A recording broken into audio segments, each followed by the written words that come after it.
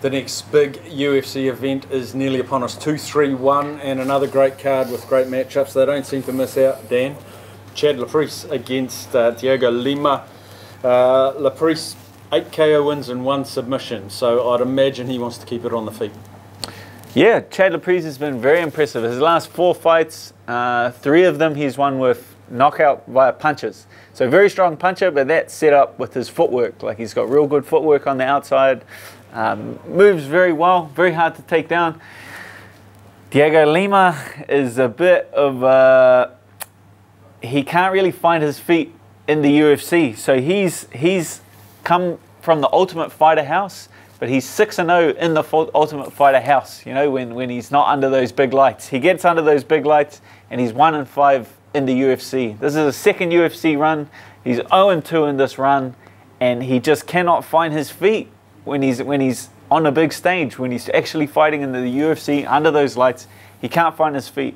I'm going Chad Laprise again, outpointing him on the feet. Third fight up, Olivia Orban Mercier against a Brazilian and Gilbert Burns.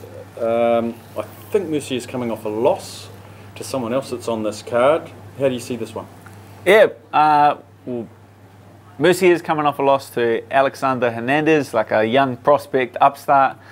Gilbert Burns was my last opponent, so that didn't turn out very well for him. But these are 2 real high-level grapplers. Like Mercier, he loves to take people down, lay on top of them. Gilbert uses his grappling more if it comes to that, you know. But a lot of guys don't want to take him down because he is one of the best jiu-jitsu guys inside of the UFC.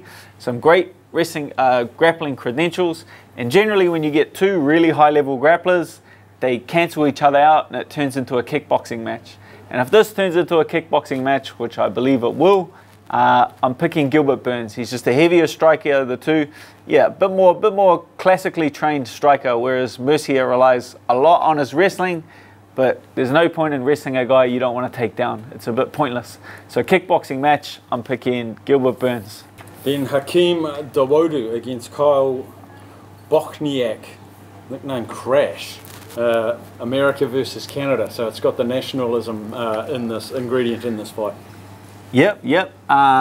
Bockniak, he's had a pretty tough run. He 2-3 in the UFC, but the guys he's been up against and lost to have been really high-level guys, really high-level flyweights. The Sharapov, the Russian, one of the top 15 prospects in the world, was his last matchup, and he had a fight of the night performance against him. He really showed some holes in his game because of the pressure that this kid could put on. Bockniak can really press forward and makes a very exciting style. He has good, you know, good wrestling, good striking, but it's his pressure that's like really his key asset. Dawodu is a very classical striker. Like he's very calm and patient on the feet, but he's not that versatile. So he likes to show a high guard, stay behind his jab, and break his opponent down slowly. He does his best work outside of range, so from the outside. But against a guy like Bockniak, who just rams guys forward and presses forward, I don't believe he'll give Dawodu the space to work and the space to really set up his bigger strikes. Bockniak, I feel like he's taken this way decision with his pressure. Then we go into Katonah against Lopez, and Katonah calls himself Superman. It might be a bit soon to call yourself Superman. Yeah, a bit soon. So Katonah is the featherweight winner of the last Ultimate Fighter series, the undefeated series, or as I like to call it, the untested series, because they had a bunch of guys who never beat anybody against another bunch of, so he's really hard to know how good he is, or anyone coming off of that show, because none of them really have recognizable names on their record. They're all just undefeated. So it's really hard to gauge this guy. This will be the first time we'll be able to gauge him. Lopez, he's had very tough competition inside of the UFC. He's on a 2-fight losing streak, but he has very good wrestling, very good takedowns, and that competition against those better guys, I believe, has served him well. Yes, he does have losses, but there against, he's taken a lot of lessons from those losses. And I think that through those losses, he'll be able to really put Katonah under pressure and pick up the win there. Decision? Go the distance? Maybe I want to lean toward a submission, but Katonah's from Straight Blast Gym. That's the same gym as Conor McGregor, and his coach is John Kavanagh. So he will be well versed on the ground, very well rounded, especially in submission defense. Kavanagh is a very famous black belt, and he doesn't let anyone go out with bad submission defense. So I'd like to say Lopez via submission, but because of his coach and because of his team, I don't think he'll get it done, but I feel like he outpoints him with his wrestling. Then we got the Spartan, probably the most striking looking human on the card. This one, Theodorou against Anders. Both got pretty good records, both lost twice. Yep. Anders is a very explosive guy. I think he's a former football player, former potential NFL guy. So he's a very strong athletically, and he hasn't been in the sport that long. Strong defensive wrestling, strong punches, heavy punches. He lost a controversial split decision to Machida, and Elias Theodorou's kind of like a poor man's Machida, as I like to say. Like he stays on the outside. He's like super defensive. He scores with kicks from range. He avoids contact a lot, and then when guys get frustrated, come in, then he'll implement his wrestling and he'll grab a hold of him. I think I fell asleep 3 times breaking down a film on Elias Theodorou. Like he's by far not the most exciting guy in the UFC, or the most skilled or most talented. I feel like Anders will just control the cage with his pure physicality. He's just purely more physical than Elias Theodorou. He brings those heavy strikes to the table, and I believe Elias is a hard man to hit. So I feel like he's going to be a hard man to connect clean and a hard man to finish. It's really hard to knock out a point fighter, because they're very non-committal with their strikes. So it's hard to pick up a knockout in this one, but Anders will definitely dominate the cage. Okay, then we got Devin Clark against looks like a big Austrian. Don't get many Austrians, do we?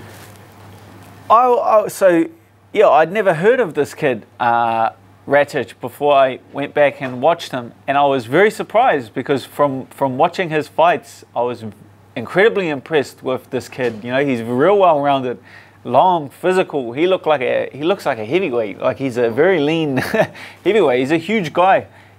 He mustn't be able to speak English, because the UFC's just really not marketing him. And especially in the light heavyweight division, which is one of the thinner divisions in the UFC with the least amount of guys, and they're really searching for talent. I really thought they will be pushing this guy. I feel like after this fight, though, it'll put him on the map. Clark, 3-2 in the UFC. He's a wrestler. He likes to push his opponents against the cage. But from what I can see, Ratchet his footwork is too good, and he's too well-rounded. He's a kickboxing base, but he's taken a lot of guys down, and he's got a lot of submission wins on his record. I feel like the length and the footwork of Ratic will be too much for Clark to cut off, and I'm actually picking him to stop Clark via strikes in this one. He's got height. The next prospect. I'm calling it. Okay. Then we got hell of a name here, Caitlin Chukagian. Yeah, Chukagian. looks like Chook again. Chukagian against Jessica Eye. First of the woman on the card. Yep, interesting matchup. So Eye's the number 11th ranked fighter. Chukagian's the number 2 ranked fighter. Eye is she was on a bit of a skid. She was on a 4-fight losing streak inside the UFC, but now she's on the best run of her UFC career, and she's on a 2-fight win streak, which, in that division she's in, she's now got herself in the rankings with those 2 wins. She's very stiff on the feet. Has shown improved footwork. Like her footwork has improved. She can pivot. She can move a lot better. She's not a stationary target anymore. But her, slipping, her ability to actually defend punches on the inside is very lacking. She's very hittable You know, so she doesn't stand in front of her opponent anymore. She moves, but she's still very hittable when she stops and she tries to connect strikes. Chookagian is the much more fluid striker. She looks very relaxed. She's very efficient. She hits. She moves a lot better than Jessica Ai, but she also slips, rolls, catches punches, and counters like a lot better. Chookagian to just outclass her on the feet. I feel like she's just on a cut from a different cloth. She's on a different level to Jessica Ai, and she'll comfortably piece her apart on the feet. I've written win and underlined it. I think that's the strongest pick you've made so far through this card. Then we've got Alex Cowboy Oliveira against Gunnar Nelson, who's fought heaps of times, and he's got a good fan base.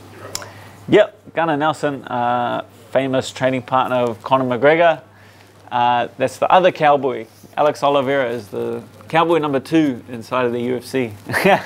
He's actually lost by a submission to the real cowboy, so they must have fought over the nickname, and he didn't win that. He didn't win that contest. Classical striker versus grappler. Nelson's a grappler. Oliveira's a striker. Nelson's had a bad run out of 3-3 as of late. In his last 6.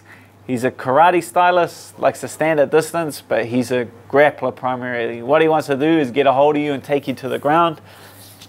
Alex Oliveira does have 2 submission losses inside of the UFC, and he's more of a confidence fighter. Like, he builds confidence over time. But Gunnar Nelson is not the type of fighter that's going to stand in front of you and trade punches. He's either going to stand at distance, pot-shotting you with single strikes, or he's going to, Damian Maia, grab you, drag you to the mat and submit you, which I feel like this fight is going to go this way. Gunnar Nelson via submission. Fairly confident in that one. Oh, underline that one? Okay. Give it an underline. Massive fight, this one. Jimmy against Thiago. And interestingly, Thiago Santos is a warmish favourite in this. Surprising. So he beat Eryk Anders in his last fight via stoppage, but that was like Eryk Anders took it on a week's notice, and it was at light heavyweight. But he's had a few good win streaks inside the UFC, but really struggled against that elite level competition. When he faces the elite guys, then he kind of gets exposed a bit. So he hasn't had that consistency against the top guys in the middleweight division, so now he's moved up. He's huge. I've fought on 2 of the same cards as this guy, and he drags his feet the entire fight week. He looks Skeletor the entire week, and then post weigh-in, the guy doubles in size. I seen him fight night, and he had, I kid you not, he had doubled in size. Like, the guy was massive. So he definitely, the move up to light heavyweight is gonna aid his chin a bit more. But Jimmy, you know, he's a wild striker on the feet. Just really gets out there, throws 100% into everything and tries to take your head off. Jimmy Manawatu is a clinical striker. You know, he's got a few knockout losses, because just because you do everything right doesn't mean it was the right thing to do. It's a funny sport.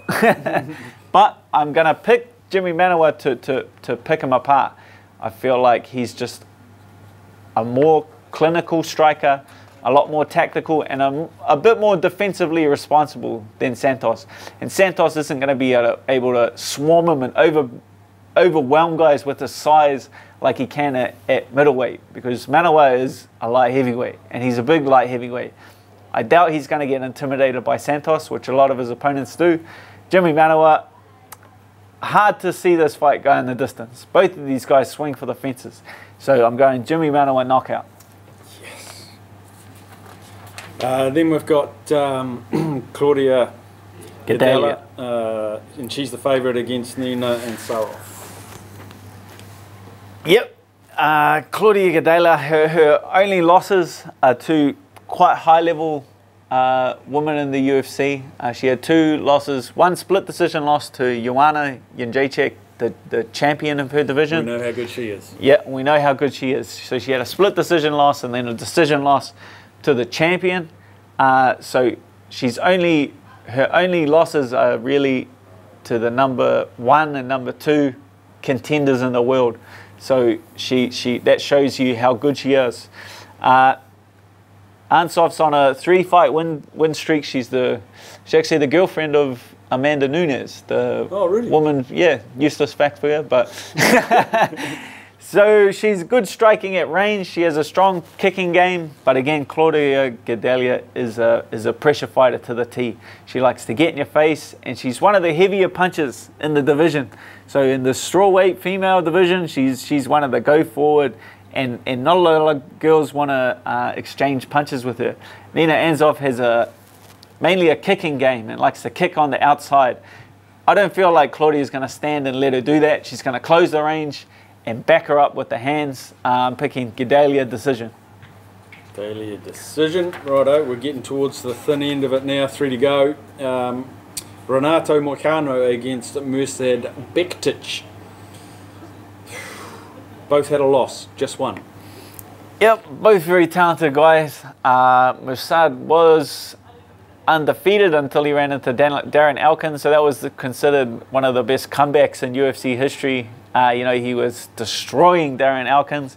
Darren managed to flip the table in the last seconds, but Bektic is one of the most talented prospects inside of the UFC. Very well rounded, and after that loss, he's come back and he's looked like he's found his feet again. So big prospect, but so is Moicano. He's got some very nice striking, but Bektic is one of the better wrestlers of the division. I'm looking for him to close the distance, drag Moicano to the ground, and outpoint him. Moicano's a tough kid. I don't see him giving up a submission too easy. Bosnia beats Brazil. Then second to last fight, favourite here, Shevchenko. We've talked about her before. She's awesome to watch. So both top. So Shevchenko is coming down from bantamweight. She fought for the title against Amanda Nunes twice, lost decisions twice. So this is going to be her weight class. She's small for a bantamweight. Amanda Nunes is huge, cuts a lot of weight.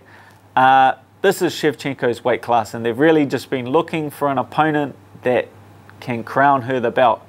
Joanna Jędrzejczyk is moving up from strawweight, and I think it might be just a little too much weight for her. So I've trained with both of these girls. I've trained with and had training partners with Shevchenko in Thailand. She trained at Tiger Muay Thai a few times, and she's just as good on the ground as she is on the feet. So everyone knows her as a striker.